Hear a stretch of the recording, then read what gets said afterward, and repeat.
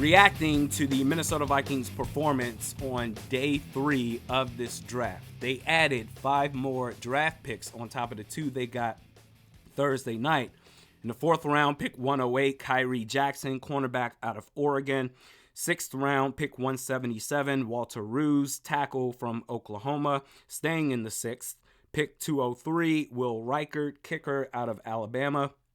In the 7th round, pick 230, Michael Juergens, center from Wake Forest. And pick 232, Levi Drake Rodriguez, D tackle from Texas A&M Commerce. Respectfully, and on top of that, they added 17 undrafted free agents to create that initial 90-man roster. Respectfully, I would say any drafted players beyond the 5th round and undrafted free agents after that, before any serious expectations can be put on said players, the main hurdle is, okay, can you make the final roster? Will you be able to realistically make the 53? The exception to the rule here, as it relates to the Vikings, I would say is the final pick in this draft class, Levi Drake Rodriguez, because after Harrison Phillips, what you have in the interior defensive line, Levi Drake Rodriguez has an equal shot compared to anybody else. I mean, because after Phillips, you have, Jerry Tillery, Jaquelin Roy, Jonathan Bullard. There's not much there. In fact, I wouldn't even be surprised if he made the team. Brian Flores, he's going to give you a chance no matter where you're drafted. If you perform, you earn your spot. But with that said, I want to highlight 3 players that I find very intriguing. Ironically enough, I want to start with an undrafted free agent. When I saw this report come out, Vikings signed blank player as an undrafted free agent, my thoughts right away were the same thoughts I had this time last year. Wait a minute, are you serious? This guy went undrafted? We did a couple of mock drafts this offseason leading up to the draft. We mentioned him, added him in those mock drafts at least twice, an early day 3 pick. This guy went undrafted? Last year, it was Ivan Pace Jr. Tonight, this year, it's Gabriel Murphy, edge rusher from UCLA. The Robin to Laiatu Latu's Batman to form a dynamic tandem of edge rushers for the UCLA Bruins. He's listed at 6'2", 238 pounds, so a little bit on the lighter side of what you'd prefer to see from edge rushers at the pro level, but make no mistake about it, this man is a beast. He uses speed, his bend usage, excellent usage of the hands with the hand chops and the punching. The one weakness I will say is that more often than not, he's probably going to get overpowered by NFL offensive linemen. I think he's going to have a tough time shedding blocks, but it's not like he's going to make the roster. Make no mistake about it. But it's not like he's going to be put in a situation where we have to rely on him as a starter. You already signed Jonathan Greenard through free agency. You've got the Danielle Hunter replacement in Dallas Turner, Andrew Van Ginkel, Patrick Jones II. But Brian Flores is going to use this man in sub packages, place him in a position where he won't have to engage with blockers, and he's going to wreak havoc. I don't care how light he is. When you can get 8 sacks and 16 tackles for losses playing in a Power 5 conference, you belong in the National Football League. The second player I want to highlight is Will Reichard, kicker out of Alabama. Ladies and gentlemen, we have a kicking competition between Reichard, and John Parker Romo.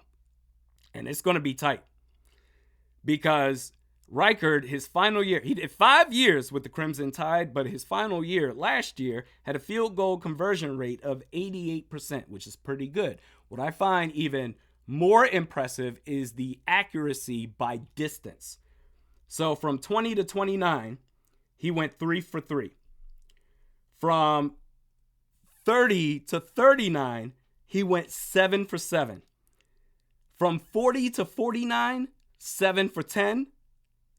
And then somehow from 50 plus, he was perfect.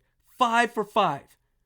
That's amazing. If I had to just give an early prediction, Will Reichard, he's going to be your new kicker. He's going to be the Vikings kicker in 2024. Hopefully for the long haul, and we can finally put this kicking curse behind us. And lastly, I want to highlight the 4th round pick, Khyree Jackson, cornerback out of Oregon. He's listed at 6'3 3/4. We'll chalk it up to 6'4", 194 pounds, ran a 4.5 40, so he's got size, decent speed, and whatever impact he's going to make in this league, you need it right now. You need an immediate return on investment because he's going to be 25 by the start of the season. He spent some time playing JUCO football, did 2 years at Alabama with the Crimson Tide, and finished his career doing 1 season with the Oregon Ducks. Speaking of his time with Alabama, as far as why he left, why he transferred, he got suspended mid-season. And if you're a little bit too wild for Nick Saban, that could be some cause for concern. Although Saban didn't exactly elaborate why the suspension happened in the first place. But either way, a big corner can make impact on 3rd and long passing downs. He has the size and the speed to make plays on those 50-50 balls, great ball skills.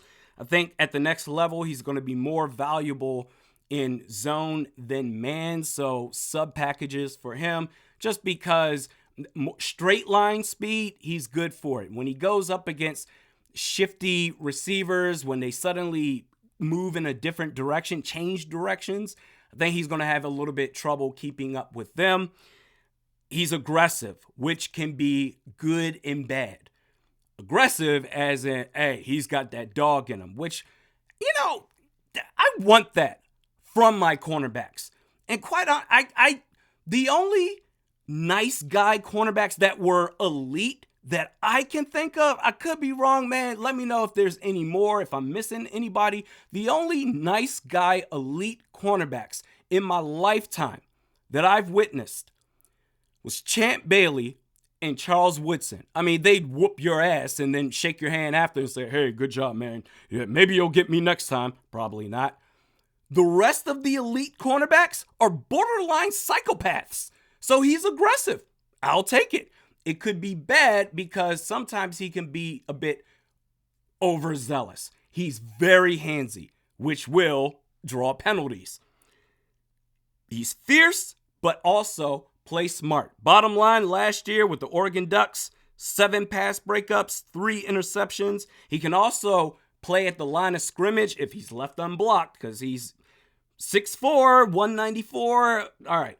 Just get out to the edge, outrun everybody, don't take on a blocker, you'll be fine. 2 sacks, 5 tackles for losses. He's not afraid to make plays in the backfield. I think he's going to have a nice role on this team.